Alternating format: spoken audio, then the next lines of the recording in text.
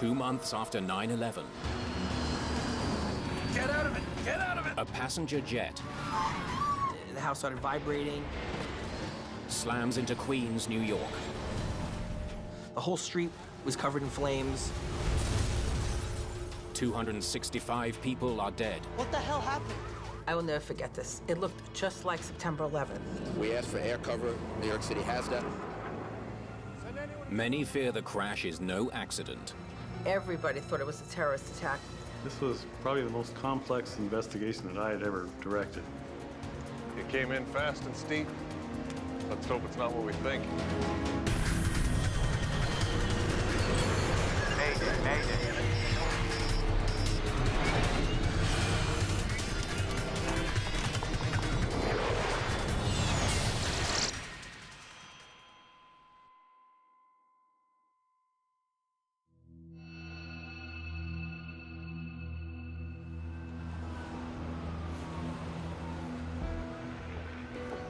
November the 12th, 2001. It's the Veterans Day holiday in the United States, a day off for many. But at New York's John F. Kennedy Airport, it's another busy day.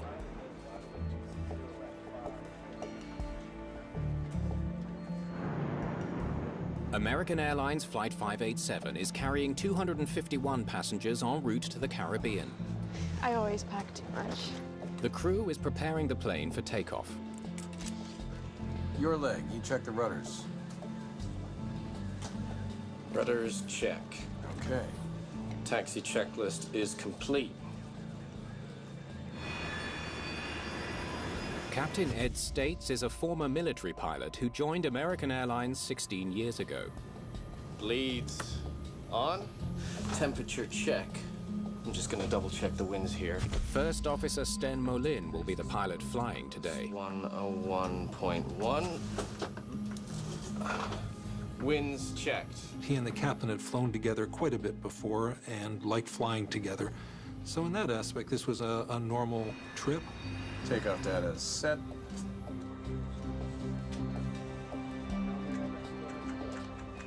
American 587, follow Japan Air, Boeing 747 ahead. Follow Japan Air, American 587. Well, ladies and gentlemen, at long Last, we're number 2 for takeoff. Immediately after takeoff, we'll be in a left-hand turn, heading for the shoreline. About 2 or 3 minutes, it'll be our turn to go. Flight 587's flight plan takes it out over New York's Jamaica Bay before heading south to the Dominican Republic. Everyone on board is looking forward to swapping the bleak November weather for the heat of the Caribbean. One passenger has even more reason to be thankful. 2 months ago, on September the 11th, Hilda Mayor survived the attack on New York's World Trade Center.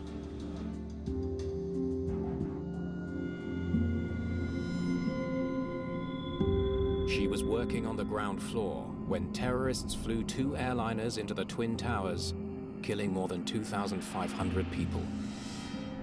9/11 was perhaps, well not perhaps, was the biggest terrorism event that had occurred in U.S. territory. September 11th was a day that I don't think anybody who lives in New York will ever forget. It was a day that changed not only the city, but the whole world. I think everybody was in a total state of shock. And I think that shock lasted for months and months and months.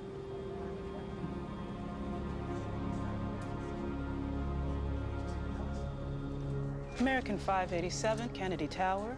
Caution, wake turbulence, runway 31 left. Taxi into position and hold. flight attendants, prepare for takeoff, please. You have the airplane. The captain indicated the first officer would be the flying pilot on this leg. The captain designated him to fly the flight. That's routine. It's the captain's choice. American 587, runway 31 left, cleared for takeoff. The first officer asks about their distance behind the plane that just took off. You happy with that distance? We'll be all right once we get rolling. He's supposed to be 5 miles by the time we're airborne. That's the idea. So you're happy. Lights? Yeah, lights are on. Takeoff checks complete. I'm on the roll.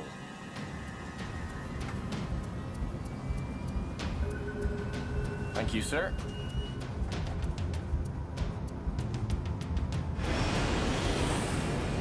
They perform the takeoff. It's all done professionally. It's all done by standard procedures. V1. Rotate. Flight 587 lifts off at 9:14 a.m.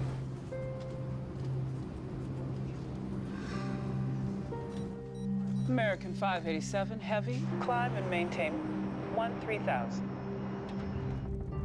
In the homes below, residents of Queens, New York hear the familiar sound of jets overhead. Planes, take off and land. They fly right over the peninsula every 45 seconds. It was just a normal thing. A patch of turbulence rocks the plane. Oh boy. Max power. You all right? Yeah, I'm fine. Hang on to it, hang on to it. Let's go for power, please. 2,300 feet above the ground. Disaster strikes.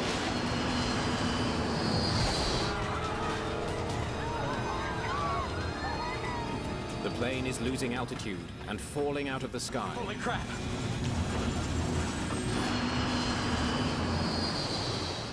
There are 31,000 kilograms of flammable jet fuel on board. What the hell are we into? And the plane is heading straight for the houses of Queens, New York. The sound at first was just a normal airplane flying above.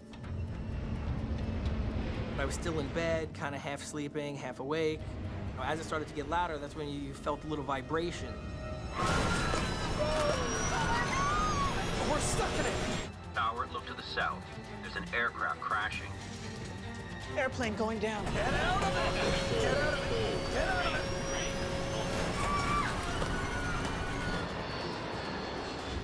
The house started vibrating very heavily. This all happened really quick.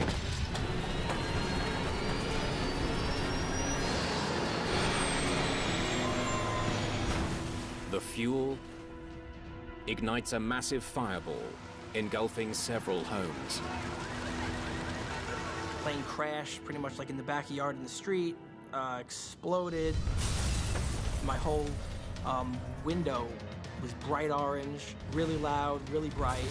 I just jumped up looking for my glasses and pretty much with my dad ran out to the front of the house.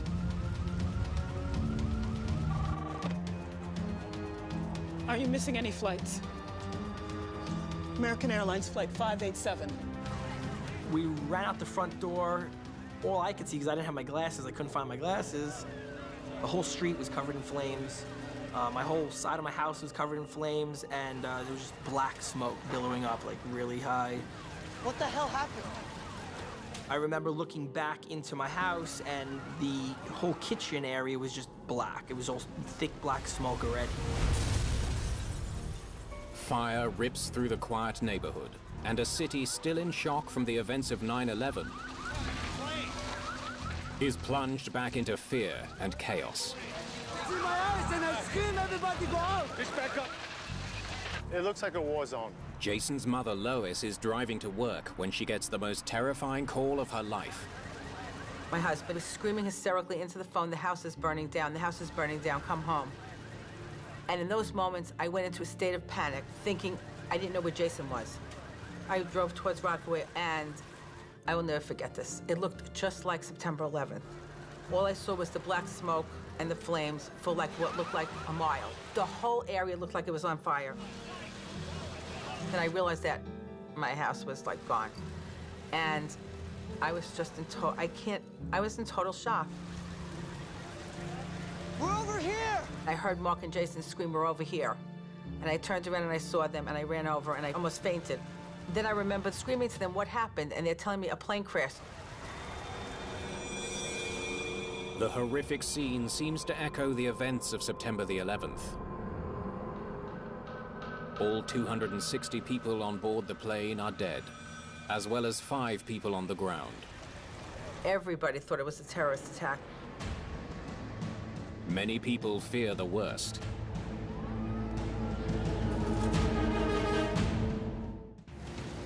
After learning a plane has crashed into Queens, New York, Mayor Rudy Giuliani tries to reassure the public. Just talked to President Bush and we talked to his chief of staff. We asked for air cover. New York City has that. The airports have been closed for a while. And I talked to the governor, and just as a precaution, we're going to close the bridges and tunnels for an hour or two. I thought it was a terrorist attack because I couldn't imagine a plane just falling out of the sky. Why would anybody want to crash a plane into Rockaway? For the second time in 2 months, New York airports are closed. All flights are grounded, stranding thousands of terrified passengers. Fearing the crash is another act of terrorism, the FBI immediately sends a team of agents to investigate.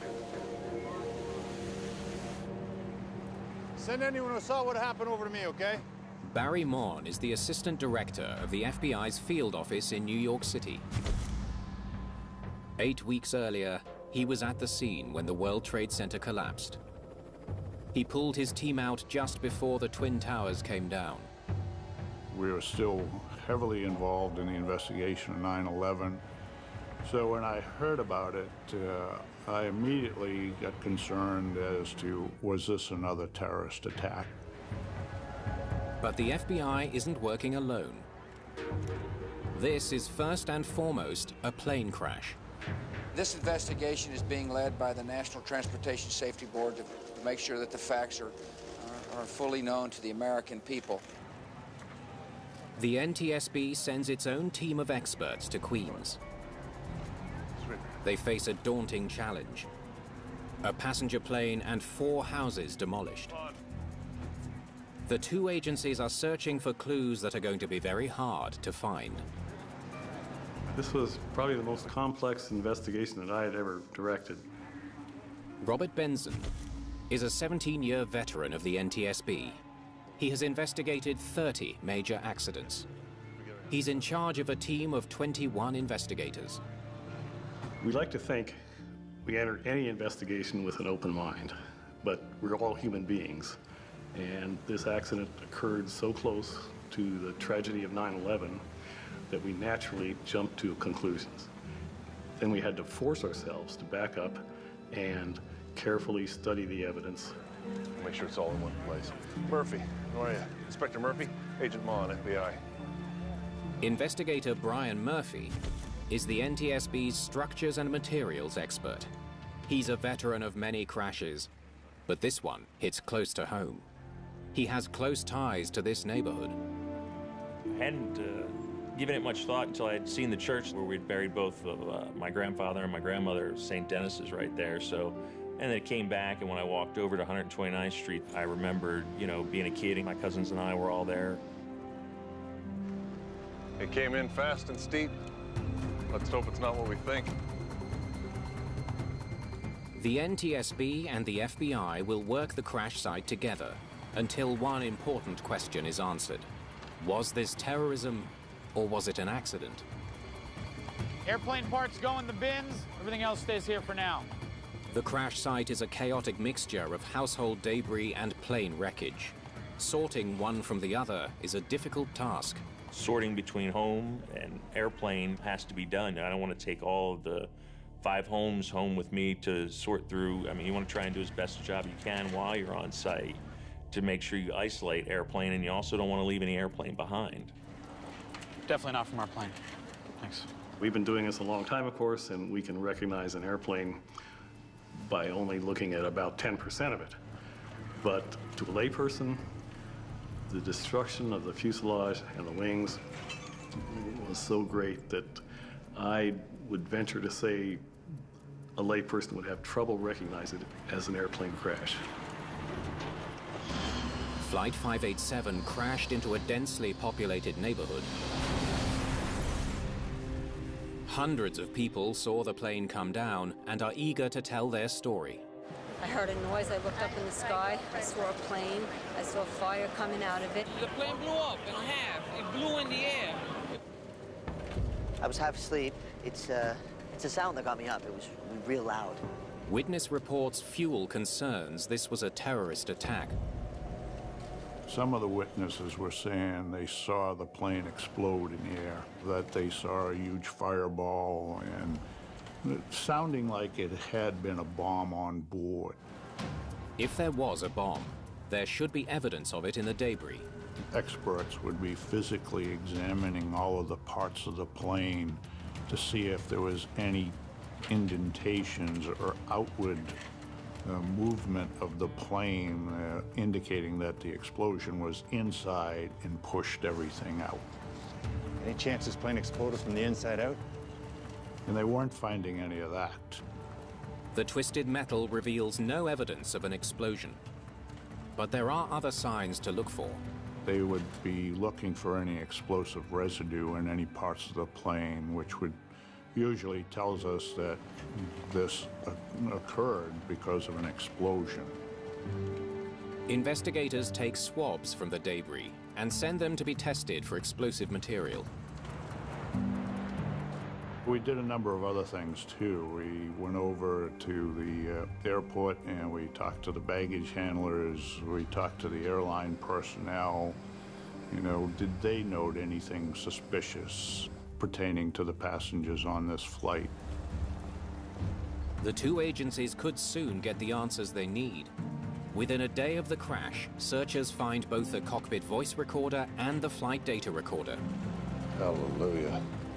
Now let's see what secrets those boxes hold. While investigators wait for the data to be downloaded, they continue examining the wreckage for clues. But not all of it is at the crash site in Queens. We found the vertical stabilizer miles and miles away. The vertical stabilizer has been found in Jamaica Bay, between the airport and the crash site. The location tells investigators it broke off while the plane was still in the air. So that was a good first step for us. The vertical stabilizer is part of the tail. Along with the horizontal stabilizer, it's critical for stable flight. The horizontal stabilizer and the vertical stabilizer are almost like feathers on a dart. They keep the aircraft going in a straight direction. You can't fly without a tail. I mean, you can't. The airplane's going to go down. There's nothing you can do about it. Get that tail to the hangar so we can get a good close look. To seasoned air crash investigators, the discovery hints that terrorism did not cause the crash. The fact that we saw early on the vertical stabilizer separated from the wreckage by many miles led us to an initial hope that it wasn't a terrorist act, because it would be very difficult for a terrorist to manage to blow the vertical stabilizer off of an aircraft. NTSB investigators are under pressure to find answers. If this wasn't an act of terrorism, there could be a flaw with the A300, one of the world's most popular planes. It's a frightening prospect. That caused us, in our minds, to accelerate the pace of the investigation a bit because the aircraft was not grounded. We had reason to do the investigation thoroughly but quickly. Let me see rudder, airspeed, and yaw in real time. Investigators pin their hopes on the flight data recorder.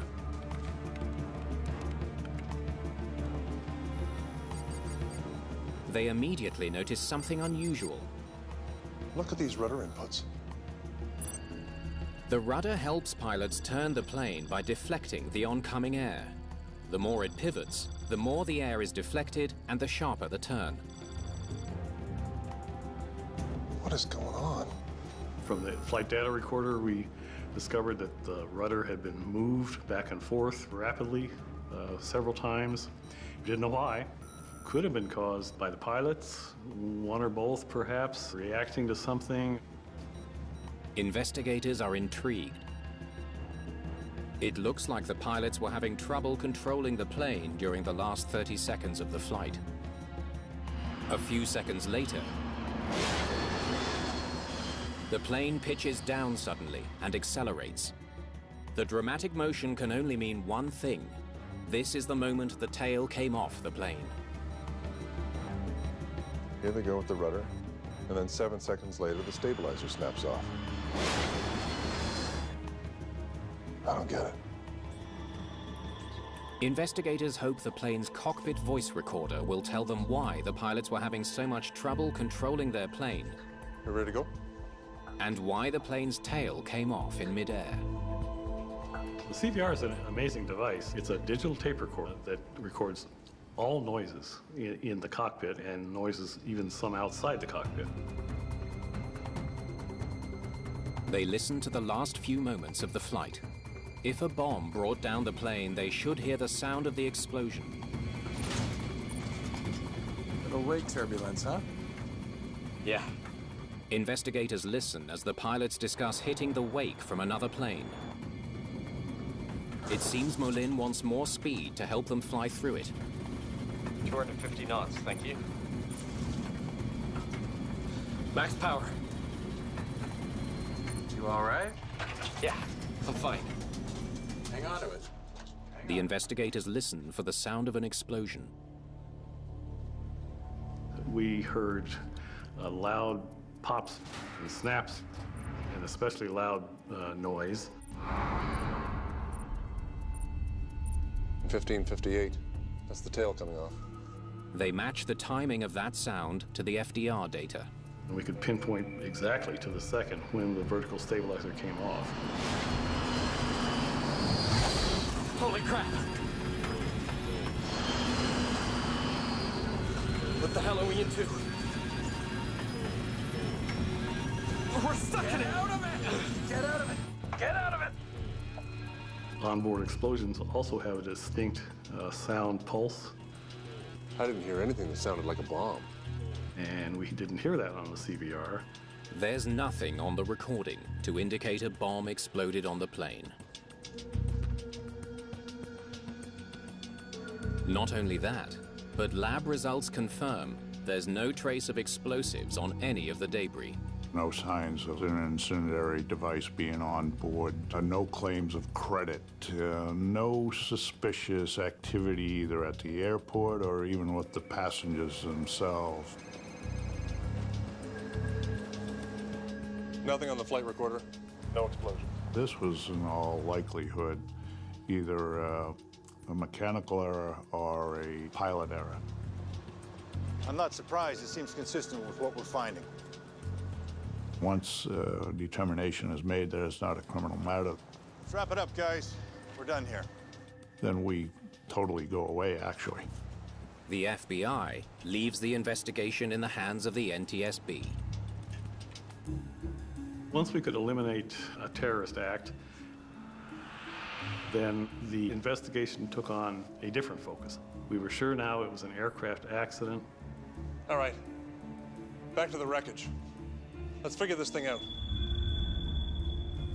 Investigators are faced with a puzzling question. How does a vertical stabilizer just fall off?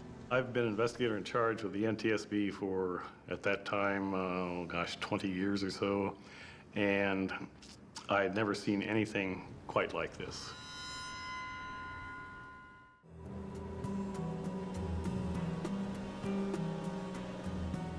Investigators study the vertical stabilizer recovered from Jamaica Bay.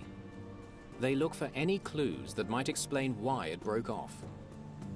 Here's a case where the vertical stabilizer failed during a routine flight. And this is a very rare event, and we're trying to understand what are the factors involved in it. As they take a closer look at the edge that broke away from the rest of the plane, they make a surprising discovery. The fitting just ripped apart. The vertical stabilizer is attached to the plane mainly by 3 pairs of fittings. For some reason, they all failed. It's a confounding discovery. The stabilizer is made of a modern composite material that's designed to be stronger than steel. Perhaps its strength has been overestimated. It was actually the first accident that we had investigated where a large composite component had failed. So that became a question in our minds. Composites are made by fusing more than 100 layers of carbon and glass fiber. Because they're both strong and lightweight, they're increasingly common in aircraft designs. Almost all aircraft, you're going to find some type of composite material on that airplane somewhere. Boeing plans to use carbon composite as the primary material for its new 787 Dreamliner. If composites can fail so easily, it could jeopardize the lives of thousands of people and cripple the airline industry. If it was a structural failure, it would affect not only the accident aircraft, but the entire Airbus A300 fleet. So if there was a design flaw in the aircraft, we needed to know that very, very quickly. Investigators comb through the manufacturing records of the downed A300. They discover some disturbing information about the stabilizer mounts. An investigation of the early manufacturing build records from this vertical stabilizer did reveal that after it went through its inspection, it actually was noted and determined that there was a large delamination. Delamination is the separation of the hundreds of layers which make up the composite.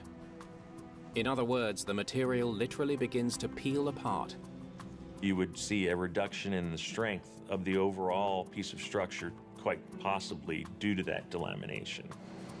Airbus had to repair the part before the plane was delivered to American Airlines. If the laminate failed before, perhaps it failed again. What you're worried about in your composite structure is barely visible impact damage. Cut it here, send it to the lab. Damage that's not able to be seen by the naked eye. Investigators study microscopic scans of the composite material, looking for evidence of delamination.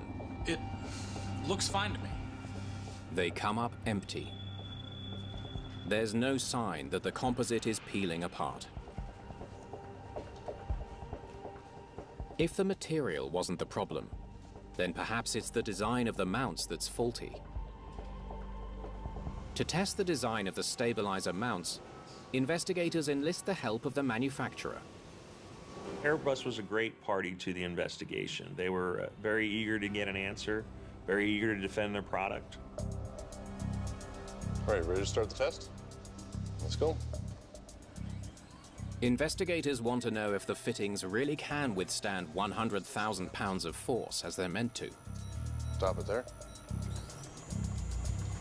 100,000 pounds in holding. So far, so good. The fitting has met its design requirements.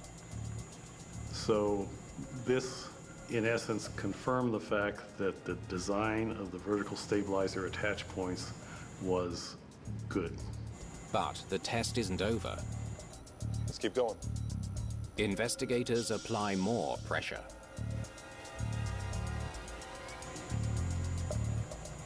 That's 150,000. They want to know exactly how much force it must have taken to snap the tail on Flight 587. Let's keep going. In dramatic fashion, they have their answer. At the time the vertical stabilizer failed, the right rear lug was experiencing a load of about 200,000 pounds of force. That's twice the force that the mounts were designed to handle. So what would cause that kind of pressure? Somehow, more than 200,000 pounds of pressure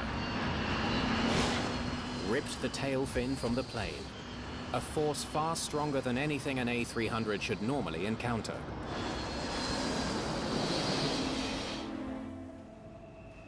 We knew, of course, from listening to the air traffic control tapes that the accident aircraft took off a minute and a half or 2 minutes after a JAL, Japanese airline, Boeing 747. A little bit of wake turbulence, huh?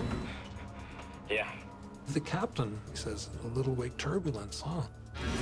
Could that turbulence have been strong enough to tear the tail from the plane? What the hell are we into? Wake turbulence is caused by the movement of air over and under the wing.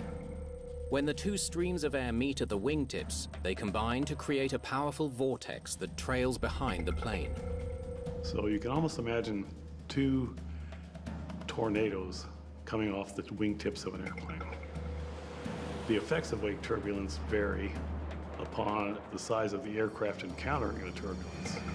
Small planes face the greatest risk, especially when flying behind large airliners. The powerful turbulence can be catastrophic.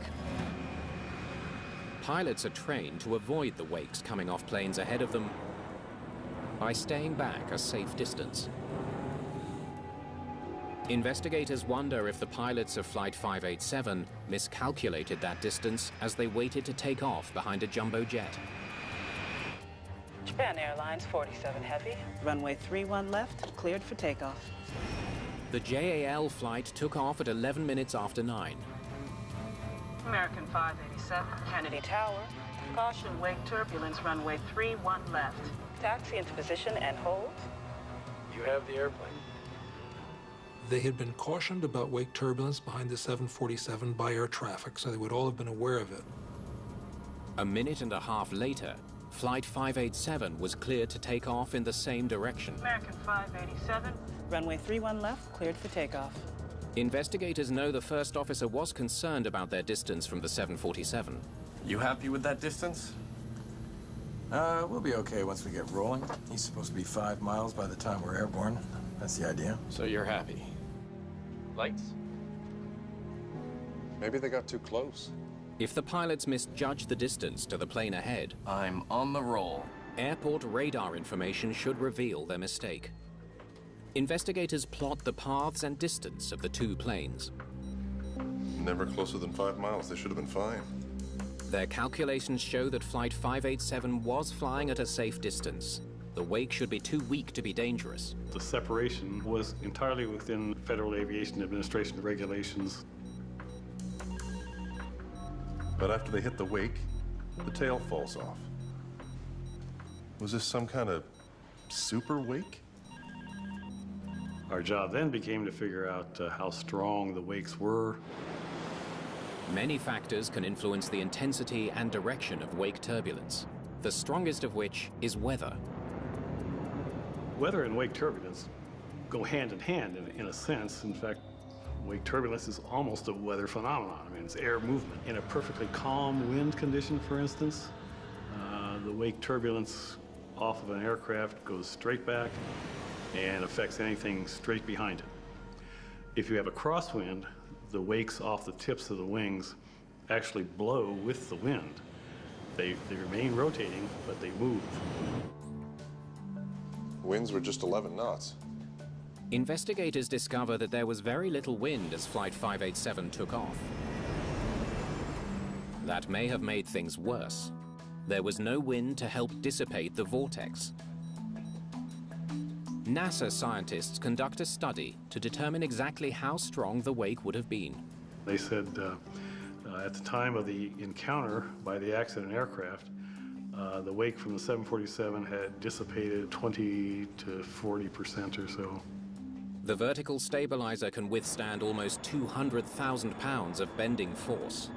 Even at full strength, the wake from a 747 should not be strong enough to snap the tail off an A300.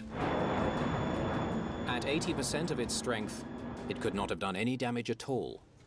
Not even close to what it would take to rip the tail off an Airbus. Investigators return to the best clue they have, the unusual rudder movements. 11 degrees left. 11 degrees right. We saw the rudder go back and forth to its maximum deflection several times very, very rapidly. As of this point, we still didn't know why, but that was something that raised our eyebrows. 11 degrees left. 11 degrees right. Could he have ripped the tail off his own plane? We need to determine whether that particular motion would be violent enough to snap the vertical stabilizer off. Normally, pilots only move the rudder a couple of degrees in either direction to steer the plane. Investigators wonder if the extreme rudder movements on Flight 587 created the aerodynamic force needed to tear the stabilizer off. You ready? To find out, they create a computer simulation of an A300 and fly it the same way as First Officer Mullin. moving the rudder 11 degrees back and forth 3 times. With each rudder deflection, the aerodynamic loads on the tail increase.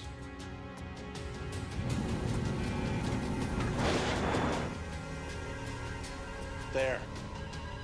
That would have done it. And it was those increasing loads that caused this. They concluded that it was the inputs that were being made on the controls that led to the structural failure, and then no other factor.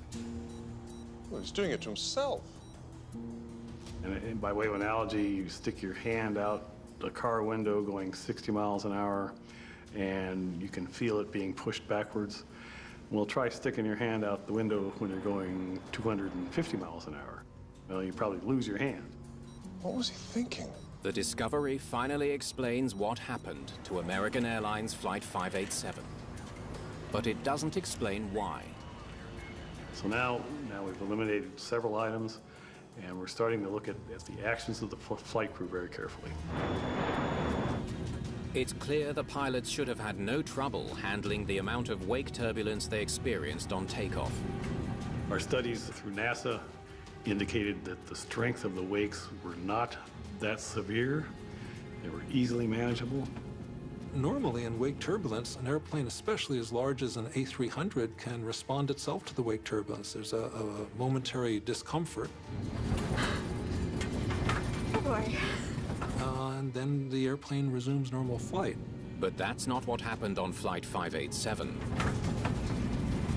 Little wake turbulence, huh? The captain commented a little wake turbulence.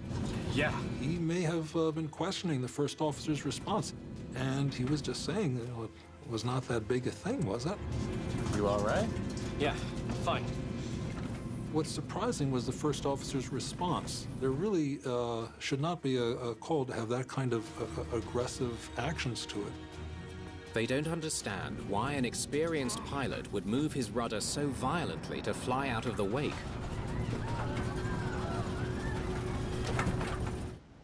Investigators talk to pilots who flew with Molin. You take a seat. They make a surprising discovery. We began to suspect that the first officer overreacted. Tell me what happened.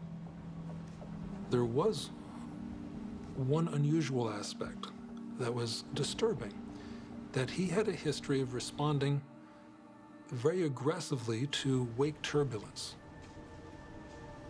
He did the same thing 7 years ago. He moved the rudder pedal quickly back and forth. The captain said that he was shocked by this. He was overworking the rudders. He said, "Why did you do that? Why did you respond like that?" And according to the statement, the first officer said they taught us to respond like that in the training. Is it possible that the airline is teaching their pilots such a dangerous maneuver? Investigators have to find out before another pilot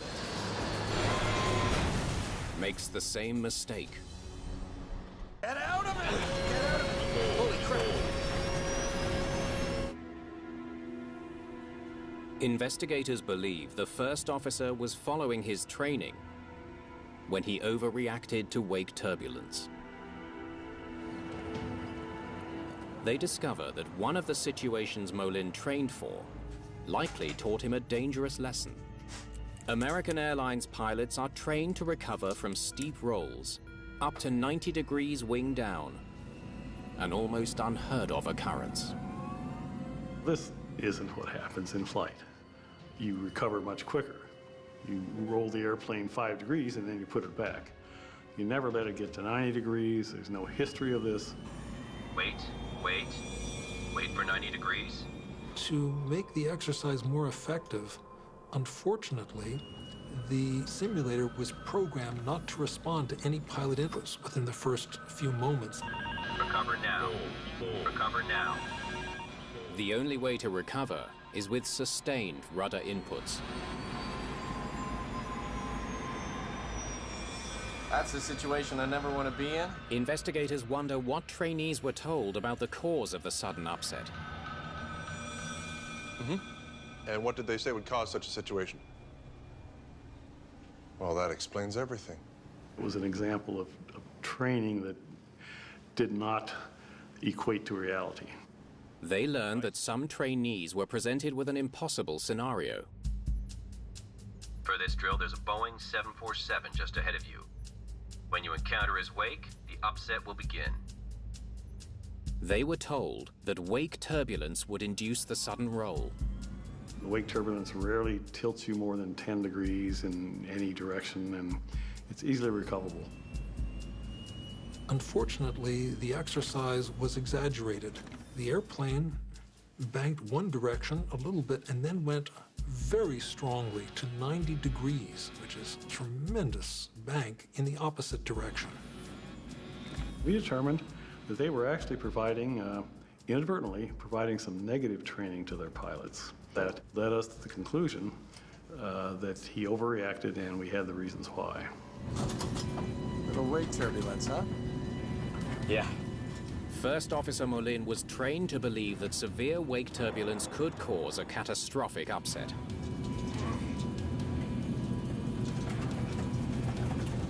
Max power. You all right? The captain asks him, "Are you all right?" And it's noteworthy that the captain does not add max power. In the captain's opinion, max power is not appropriate in this situation. The first officer began responding with wheel back and forth and accompanied by rudder, back and forth rudder. Hang on to it. Hang on to it. He thought it was some outside turbulence or something else that was happening, and he was making opposite controls and was fighting himself and didn't know that it was actually his inputs that were causing the problem.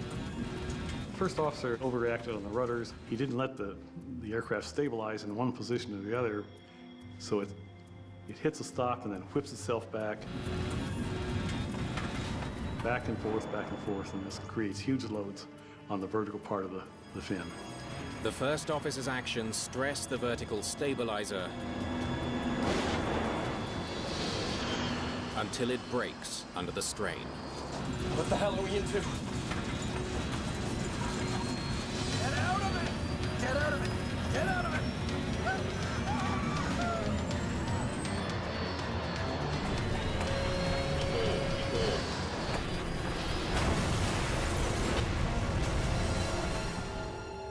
After the accident, American Airlines changes its training procedures dealing with wake turbulence. Once it became clear that some negative training was going on, American Airlines, to their credit, revamped the program to prevent this type of activity. The training simulator has been modified to be more realistic. Inputs have an immediate effect. Pilots are now taught not to use the rudder at high speed. A new warning light is also installed in the cockpit to help prevent pilots from deflecting the rudder too far during flight. Well, when people ask me about the effects of 587, I hark back on the incredible loss of life. It's the second worst accident in U.S. history. I lost everything, but other people, look at all these people who are dead. So it puts it in perspective for you. Since this accident, the industry made major changes in terms of pilot training and made a big effort to help pilots understand this situation so that they will not be caught by surprise, so this will never happen again. Don't miss Incredibly Small World, the eye-opening series that reveals the amazing lives of people with dwarfism across the globe, premiering tomorrow at 9.